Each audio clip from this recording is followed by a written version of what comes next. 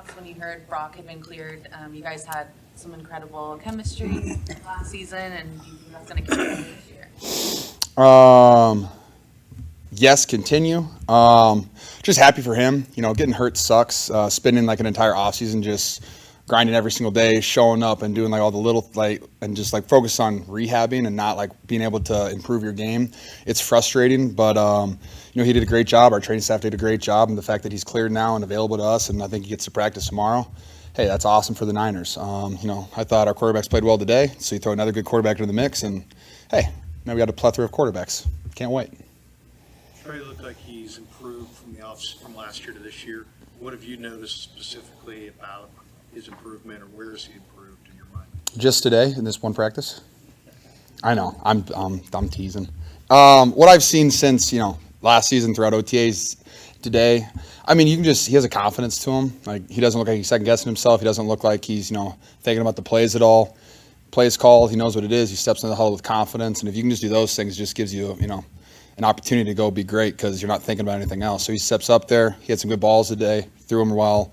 I loved on the third down. Pocket broke down, escapes, gets a first down with his legs. Like, that's what we want him to do. We want him to, use his athleticism to make plays, and that's just what he's doing. And like I said, having fun, confidence makes me happy. How much do you enjoy talking about quarterbacks, answering questions about quarterbacks, analyzing quarterbacks? That's great, Grant. Hey, 2023, we're back, baby. I just had quarterback controversy since I think my whole career. So yeah, no, I'm great at it. Talk about them as much as you guys want to. I'll say nice things about everybody. That's just what I do. Just keep them coming. You're going to get the same damn answers. I was talking about sort of easing into the first. That was funny. I'm sorry. That was funny. I was talking about sort of easing into the first practice, and he doesn't want people to be too eager, protect against injury, that kind of thing. How does that sit with, players like yourself that want to just get out and get after it? Well, for me, I've realized that it's hard to play football without shoulder pads on. So these first 4 days, it's I'm pretty held back. I'll go run routes and stuff like that, but I can't really, run block the way that I want to run block. Like, you can get, you can do the fundamentals, you can step well, you can get good hand placement, but you can't throw your shoulders into people and stuff like that. So as long as we're practicing well, but once the shoulder pads get on, I think that's kind of more so when you got to really be reminding yourself that it's not a live game, because you're going to be so eager and so excited because, we had a great football team last year that played at a high level. We practiced at a high level, and we want to get back to that as quickly as we can so we, don't start off slow this season. And so everyone's, eager to play football. But I think we're doing a good job so far without the pads on. We'll see in the next coming days. But, once those pads come on, it'll probably be a bit more violent, which is what I'm really looking forward to. What was Kyle's, overriding message in the first team meeting of camp? What he wanted to convey to you guys about what you need to get done? We have a fantastic roster. Everybody tells us that we're a really good football team. Doesn't really matter right now, So we got to go out there and work really, really hard every single day. And, hopefully we can take a really good roster and make it a really great roster by our work ethic, our intent every single day.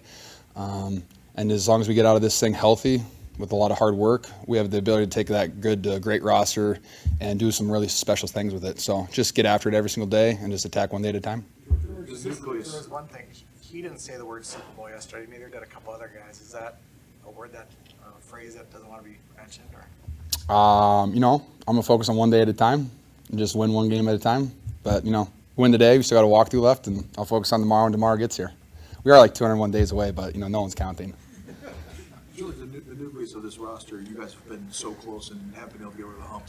How much do you openly think about, hey, we need to get this done with this group, because you don't know how many more opportunities you're going to get?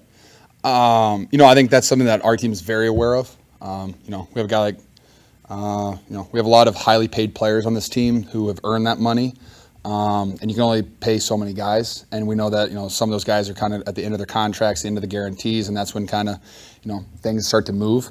So yes, we're very aware of that. I don't think it's something that, hey, we have a team meeting where we're like, hey, this is it. But our vet guys, we understand that. Some we kind of talked about in OTAs.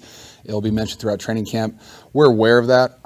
We know that, we have a fantastic team. We need to win games. It's on us. It's on our amazing coaching staff. It's on our amazing players. We have to go out there and win. So we're focused on that. But really, we know that we just work really hard, great effort, we can really, take this roster to the next level. And that's all we're really focused on. We get out of this, we feel like if we're healthy and working hard, that we can go toe to toe with anybody. Jordan, when you say it's something you talked about it, David. Oh, hey, what's up? How you doing? You're doing great. You said it's something you talked about at OTAs. You mean among players, like, hey? Yes, we're aware that there are certain guys that are maybe, whether it's at the end of their contracts, and like the team might be, that happened in 2019. We lost some key players, like they had to go to different teams and stuff like that. We're aware, the business side of it. We understand that. We have a fantastic football team. We have a great core guys in really important positions. We understand that some, the window, whatever that is, could be closing. We're going to try our best just to keep that window open as long as we possibly can, but we're going to try to sneak out some wins, while that window is still open according to everybody else. We're aware of that. Now, I'm not going to say, we didn't have a leadership council meeting, we're all just saying, hey, focus in. I think we were pretty focused last year. I think we were pretty focused in 2021. I think we're pretty focused this year. And, hopefully our work and our intent are reflected this year. Kyle and Debo talked about the maturation process of Brandon Ayuk and just how much he's progressed. That's a good phrase, maturation process. I learned a few things in school. Vocab word. Sorry. What have you seen personally from him that's really impressed you? Our offense is really big on, it's built around, all of our routes and our concepts are built on steps, the quarterback drop, and it's all timing stuff. And if you're a wide receiver, you see other wide receivers throughout the league, they have a lot of freedom to do a bunch of crazy stuff in their routes and stuff. That's not really our offense. It is, hey, quarterback has a 5-step. He has a 5-step with a hitch. Your route is 7 steps. You need to hit 7 steps on this landmark instantly. And so then when the quarterback throws the ball, he can look this way, and when he turns, he doesn't have to see you. He can just throw it, and he knows that you're going to be right there.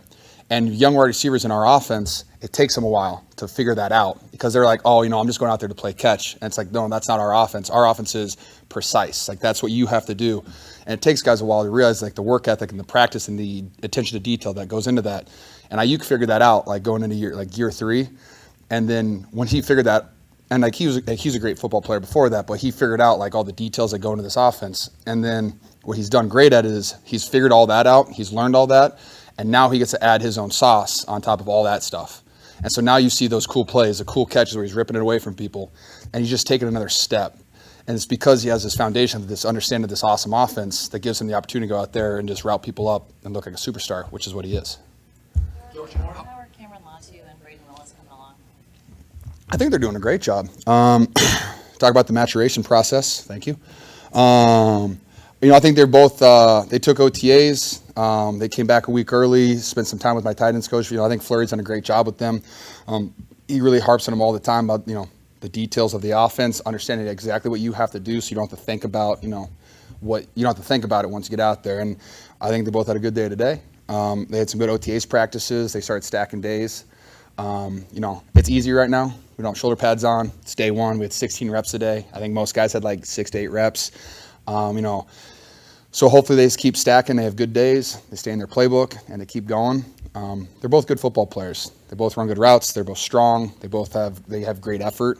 So that's what you want in a football player. I think it's there. So let's just see if they can be consistent with it. Does it ever remind you about your first time when you went through your first training camp, and do you ever talk to guys about that and where you were grasping the offense?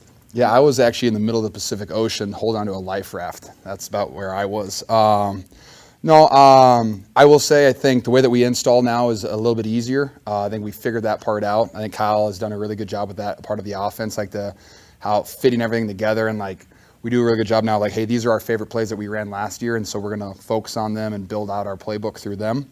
And so the way we install, I think, is, no offense to Kyle, but I think it's more efficient now than it was 7 years ago. But like I said, I think Fleury, he's really good at instilling the details, installing those details. And so I think they have this great foundation to go off of it. So I think, my 2 rookie tight ends, they're definitely probably farther along than I was on day 1. But like I said, it's day 1's easy. Day 2's kind of easy. Day 3's pretty easy. You get an off day, you come back. Day 4's not that hard. Day 5, first day of pads, everyone's excited. You get into day 6, 7, 8. That's when you figure out, who wants to play the game. And so, hey, I love all my teammates. Hopefully everybody does a great job. And, ask me again in a week. George, how do you see them keeping the window Yeah, we'll go back to back. What's up? You mentioned keeping the window open as long Sure. as possible. Leadership, something you've always kind of taken pride in, but does it occur to you that, like, hey, helping younger guys can help us achieve that, getting guys up to that level to make sure that window Yeah. stays open? How many guys on the team, like, after the 53-man cut, it's like 60, 69, right? I need all those guys. Like, I mean, I don't care if you're on practice squad. I don't care if you're a rookie. I don't care if you're the R5 on kickoff. Like, I need every single person. I'm very aware of that.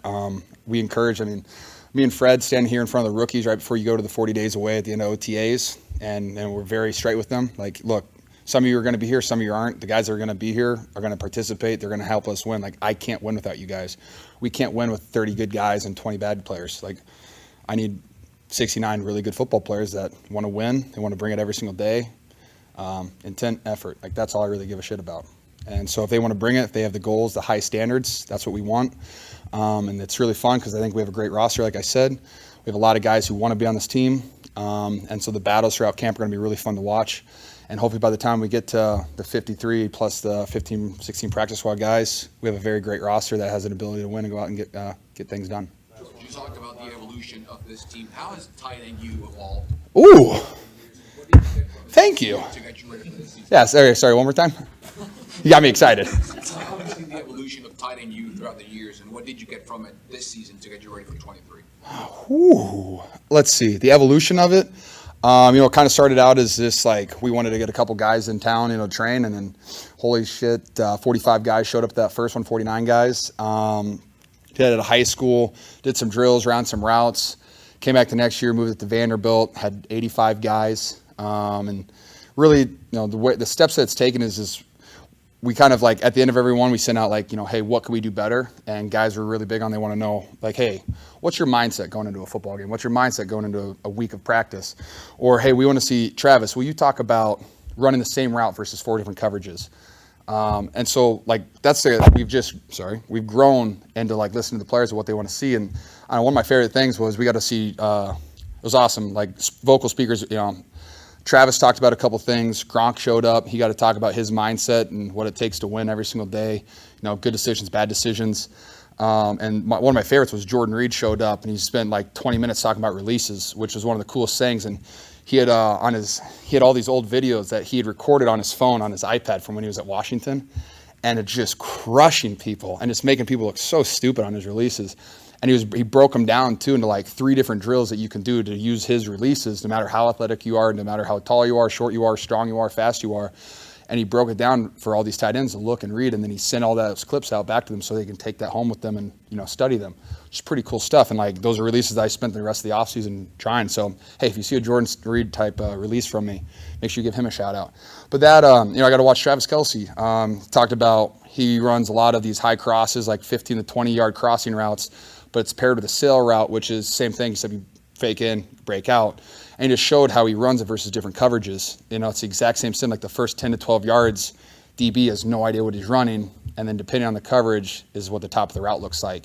And to see him explain that and be like, oh, that makes a lot of sense now. So when I'm watching it on tape, it's not like, why did he do that? I now know why he's doing those things. And so, hey, when I get that opportunity to do that with one of my routes, hey, this is a guy who 1,000 yards, 7 straight seasons, probably knows what he's talking about when he's talking about running routes. I can use that next time I run one of these routes. And it's just cool to be able to learn from guys that are really good at their position and then take that home with you and try to use it yourself. All right. Thanks, guys.